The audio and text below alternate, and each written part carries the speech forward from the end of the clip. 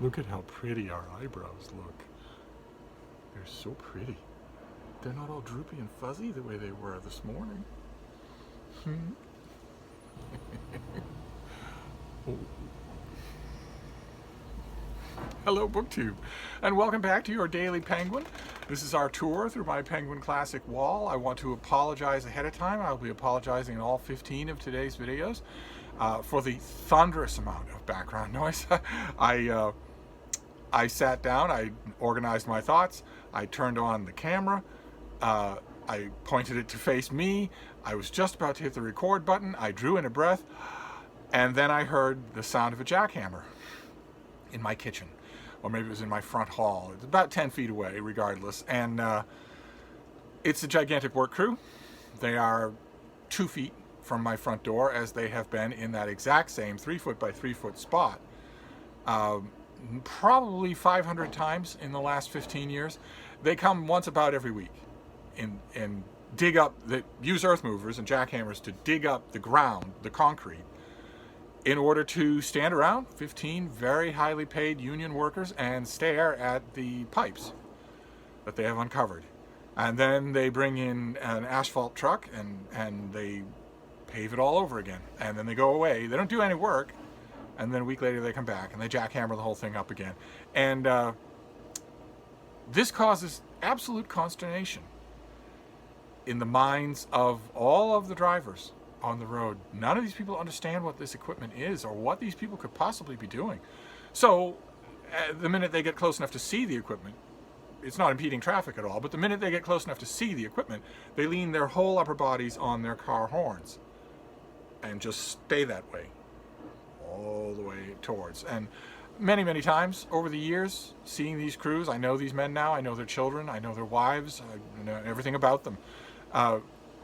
Seeing them many, many times over the years, I have said, well, you know, should it be a cause of concern for me that you keep digging up the gas main directly outside my front door?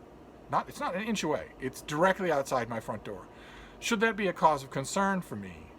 Are you maybe, since you obviously can't fix the problem in this much time and with this many men and with this much effort, you could have replaced every natural gas line in the entire greater metropolitan Boston area, much less a 3 foot by 3 foot area. So what you must be looking at is a completely unsolvable problem. And if that's true, should I be worried about living here? And they say, no, you're fine. No, we're just checking. That's all, just a wellness check. One time, I asked a young guy, he was probably 19. It was probably his first time on the crew. He's probably out there now. He's probably 50 by now. I asked a young guy who was coming back from a restaurant, so I caught him away from his crew and said, would you live in that house? And he said, not for $1 million a month. Okay, great. So the others lied, but one way or another, that noise is probably going to happen all day long, probably all night long. They tend to pull 24-hour shifts to dig up the concrete, stand around and stare at what they've done, and then fill it back in again. Number one rule of a city job: don't kill the job. Anyway, we are in our Penguin Classics here, and we have been doing a raft of Russian novels. One Russian novel after another. And today we have a little bump in the road, because it's not a Russian novel today. Instead, it's a fundamental, foundational American work of literature.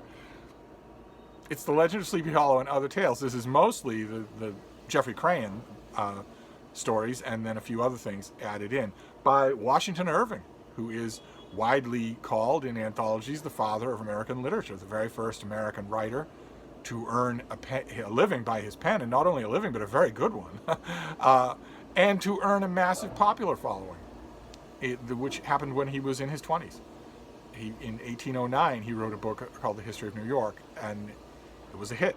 People loved it. Americans especially loved it. But it was also a hit on the continent in many, many pirated editions and many, many legitimate editions. And 10 years after that, 1820, he came out with a collection of short stories. And they have become immortal. A few of them have become immortal. And Rip Van Winkle and The Legend of Sleepy Hollow, The Legend of the Headless Horseman, have become immortal. They have become lodged in American mythology. And Irving went on from there. he kept writing. He wrote sketches of his time in Europe. He visited and traveled widely in Europe, and those sketches were a huge hit, enormous hit, more popular in some ways in Europe than they were in America. But even, especially in America, they gave America a sense of belonging, a sense of, well, okay, we're not a mongrel country anymore. If we can produce something this good, something that our cousins and friends and business partners on the other side of the Atlantic are reading eagerly as good literature, then we can hold our heads up a little higher. And everybody followed, of course, from Irving. Everybody did. You will find authors who will trace a lineage of all kinds of American writing back to this author, sometimes more convincingly than others. And this Penguin volume is delightful. I think it's not my only Penguin classic, Washington Irving. Unfortunately, as I've bellyached on this channel a few times, the Penguin Classic Washington Irving volumes won't be that many. I think they do one for the History of New York. I think I have it. And if they'll never not do one for The Legend of Sleepy Hollow and other tales. But all the rest of what Irving wrote, I don't even think there's a Penguin Classic of his neat little book on the Alhambra Palace. And that actually had the longest life for me, working as a working bookseller in a retail bookstore. That was the Washington Irving that customers most often wanted. Customers would come into the store and say, I'm going to the Alhambra Palace. I'm going to visit, and I want to read about it first. I want a book that will be a nice keepsake, not just a guidebook, but something maybe a little more. Is there a historical novel about this place, this famous place? And I used to say to them, well, there's a great book by Washington Irving, whose name you might not recognize, but whose work you know. You know Rip Van Winkle. You know The Headless Horseman. Well, he wrote a book called The Alhambra, and it's delightful, absolutely delightful. And with every one of those customers, we managed to find, this was before Abe Books, before eBay, before Amazon. This was, we had a printed database that told us what books maybe or maybe not were in the store. And 9 times out of 10, I was able to find some sort of commemorative volume for those customers and order it in time to hand it to them before they went away. But even that, even given the fact that I'm sure I wasn't the only bookseller who used the Alhambra book that way, I don't think Penguin even makes a volume of that, and they don't make a volume of anything else. The biographies of Oliver Goldsmith or Christopher Columbus or George Washington, no, those are gone. And that's a shame, because this author cared about what he was doing and has a very puckish sense of humor that manages to come through even in some of his most solemn stuff, certainly all through these stories. It's an element that a lot of people don't remember. They think, oh, The Headless Horseman, and then they immediately think of some TV adaptation or a movie adaptation that they've seen rather than the story. So they're not really remembering, or maybe they never encountered the kind of mordant cynicism that is all throughout the story and all throughout a lot of other stories too. There's a kind of beer hall sentimentality in the familiar sketches and whatnot, but even there, Washington Irving's particular humor comes through. This was a person who could set a dinner table at a restaurant roaring with laughter, roaring. And that he manages to convey that in his fiction as well. And I remember correctly, this edition for Penguin has an introduction and notes by Elizabeth Bradley, who I think edited also the other Washington Irving volume for Penguin. And if I remember correctly, she has a great opening to this introduction. I'm hoping this is the right one, because I think I have another Penguin of The Legend of Sleepy Hollow. Yes, let me read you this. This is really good. And you might not have this book or ever come across it. So, to refer to a writer as the father of American literature is the quickest way to consign him to anthologies and to popular oblivion. This is a truism in legend and history alike. Who prefers the dutiful Abraham to his rebellious sons, or Joseph to Jesus? Who, aside from their biographers, remembers the progenitor of Thomas Edison, the Wright brothers, or Marie Curie? There is no faster way to doom an author than to slap him with a patriotic paternity suit. Washington Irving is often tarred with this well-meaning brush, despite the fact that he was by no means the first American fiction writer, nor did he ever publish in that consummate American form, the novel. It is true that Irving's stories of the Hudson River Valley, composed more than 150 years ago, still exert a magnetic pull on the American imagination, and that during his lifetime and for nearly a century afterwards, Washington Irving was, as he once wrote of his character Dietrich Knickerbocker, a household word. Nor can it be denied that Irving's satires, sketches, and histories captivated readers on both sides of the Atlantic. The Bard of Sunnyside. Sunnyside was the name of the estate that he had built in Tarrytown, New York. That is still a pilgrim, a tourist destination. The Bard of Sunnyside, creator of icons and ambassador of letters, was arguably the nation's first exportable celebrity, and its first professional writer to make his living by his pen. And it must be admitted that Irving's stories do endure as the first fictional chronicle of the American experience, and that the unorthodox, fantastical sensibilities he displayed in his tales of the Hudson River Valley set the stage for the romantic and Gothic writers who followed him, including Hawthorne, Melville, Poe, and Whitman. Certainly the absurdist Knickerbocker's sensibility in his early satires may be felt in the humor of Twain and Thurber, and even more recently in the stories of George Saunders and Karen Russell. If George Saunders or Karen Russell has read a Washington Irving short story, I'm the Shah of Iran. While his foray into regional literature, America's First, was followed by that of Sarah Orne Jewett, Mark Twain, and Sherwood Anderson, for starters. No one denies, finally, that many of Irving's best-known characters have themselves become household names. Rip Van Winkle, for example, or Ichabod Crane. But for the love of the Headless Horseman, please don't call him the father of American literature. There is no more killing kindness than that shop-worn phrase. That's pretty good. And the whole introduction continues along that way. At one point, if I remember correctly, this author says that some of Irving's most characteristic tales throw a pumpkin at the grand statue of what the proper role of letters should be. And the notes are really good too, although this is one of those books I want to stress, if you can read English, you do not need an annotated edition of this book at all. It'll be of interest if you've read it already and love it, but you don't need it. The stories still have their power, undimmed by 150 years, to fascinate. So, your Penguin Classic for today is a recommend. It is absolutely a recommend. It's the stories of Washington Irving. I also recommend everything else by Washington Irving, but aside from Knickerbocker's History of New York and maybe the Alhambra, I don't know what else you would easily find. I should check Project Gutenberg and places like that and see if there are curated electronic forms of his other stuff. It'd be a shame if you couldn't experience familiar sketches, that his little bits and pieces about England, including his not inconsiderable contributions to the folklore of William Shakespeare, are well worth encountering. It's well worth reading them and imagining the effect they would have had on a newborn country. So your Penguin, I don't know if those volumes exist in an easy way to get, but your Penguin Classic for today is a recommend.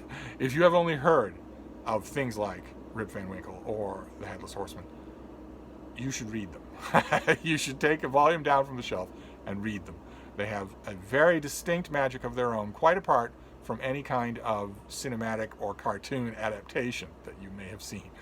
So that's our Penguin Classic for today. No idea if it bodes a streak of American literature, or if we're going to revert back to Russia. Who knows? Who knows? We'll find out tomorrow. I want to say tomorrow, but we might not. We might not find out tomorrow. There is a chance. Tomorrow is the 4th of July. It's Independence Day here in America. It's a little bit of a blighted holiday in 2020 because a gigantic percentage of the political machinery in Washington, D.C. is actively, feverishly working to rig the 2020 election in order to get a drastically unpopular Republican president reelected. Cheating, rigging. You've seen the newspaper reports. You've seen the shameful footage on the news of polling places with lines 5 miles long, of voters getting to polling places and finding them closed and pounding on the windows, of polling places in certain districts that would vote Democrat, simply disappearing. So that suddenly, if you're on Main Street, the only polling place is a 2-hour drive from where you live. All that sort of stuff is going on in massive amounts. And also the Republican ruling class, the party that's in power right now, has signaled to every corrupt power in the world that its doors are open for all sorts of aid, payola, pump dark money into our campaign coffers, come up with all sorts of manufactured troll farm garbage on our guy's opponent, or whatever you need to do. We'll do whatever we have to do. And whatever we have to do, as we saw on June 20th, 2020, whatever we have to also includes deployment of the military. And all of that is happening in 2020 while there are still massive race riots going on, and while there is an epidemic in place in America that is at epic proportions, just epic proportions. 4th of July, and on the 4th of July, tens of thousands of Americans will die of a disease that should be gone by now in this country. And there would be if it weren't for this administration and the one man, the one racist, sexist, fascist, lying moron at its center. You take all of that together with World War II style depression for most of the country, and with 90% of Donald Trump's base willing to say, well, yeah, I don't have a job and nobody I know has a job, and we are going to food banks every weekend, and we are, you know, gazing longingly at the cat food, but the president is still great for the economy, because I read in the paper that the stock market has rebounded a bit. And you just shake your head and you want to say, okay, how about you repeat the first part of that again? You don't have a job. No one you know has a job. You're slowly eating through your savings, or quickly eating through your savings. And where are your relief checks from the federal government that proposed them?